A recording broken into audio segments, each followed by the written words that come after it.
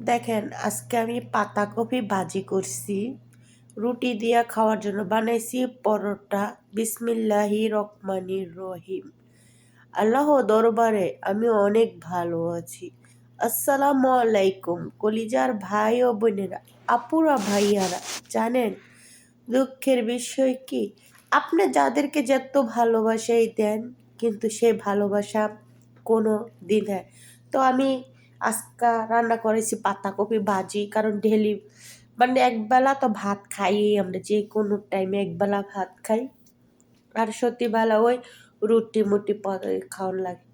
তবে তারপরও ভালো লাগে, কেন রুটিটা খেলে নিজের কাছে অনেকটাই ভালো লাগে এই জন্য। তবে মানুষ বলতে জীবনে বহুত কষ্টের, কেননা মানুষের ভিত্তে কোনো নিমসত্ব দুনিয়াতে থাকে না, ঠিক আছে? ভাবে যে তারা অন্যকে কাঁদিয়ে তারা নিজেরা সুখী হতে পারে না।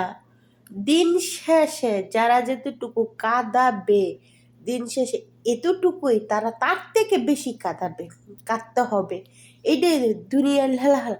অথবা আমাদের কাছে আল্লাহর কাছে যেহেতু আমরা গভীর রাইতে হইলো আল্লাহর কাছে কান্দি, আল্লাহর কাছে ডাকি, আল্লাহর ডাক কিন্তু অবশ্যই কবুল করে। জানেন আজকে যে খাউনটা খাইতেছি না, এই খাবারটা যে আমি খাচ্ছি, তারপর কিন্তু আমার নিজের যোগ্যতা খাচ্ছি, কারোর যোগ্যতা খাইতে পারি না। কেন না? আপনার গাম কখনো আপনার সাথে বেইমানি করবে না। আমি বহুত কষ্টের জীবন করেছি, কিন্তু আমার আত্মীয় স্বজন কেউ আমাকে 10টি টাকা দিয়েও সহযোগিতার হাত বাড়িয়ে দেয়।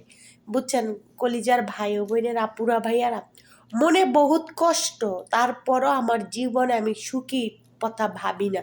কারণ আমি জানি অসহায় মানুষের জীবনে কতটুকু বেদনা। সবাই আপনাকে মুখ দিয়া সান্ত্বনা দিবে, কিন্তু আপনাকে বাস্তব দুনিয়াটাকে কেউ করবে না। একবেলা উপাস থাকেন, কেউ খাওয়াবে সেটা খাওয়াইবো না, ঠিক আছে? তাইলে আপনি কিসের এত অহংকার করে লাভ কি? আর কারো প্রতি কেউ ভরসা থাকাটা আমি মনে করি না যে একটা ভালো। কেন? আপনি নিজের প্রতি আপনি নিজের ভরসা রাখবেন, আপনি নিজেকে কিভাবে করে সাজিয়ে তুলবেন, একমাত্র আপনি নিজের সুখ শান্তিতেই সব কিছু ভরি। কারণ আপনি যদি পরের সুখের জন্য করতেছেন, দিন শেষ আর আপনি যাকে বেশি সব থেকে বেশি ভালোবাসবেন তারাই আপনাকে কষ্ট দিবে। কেননা দিন শেষে তাদের ভিতরে নিমসত্ব জিনিসটি থাকবে না। আপনি যাকেই উপকার করবেন সে উপকারের কথা সে কখনো মনে রাখবে না। কেন না রাখবে না জানেন?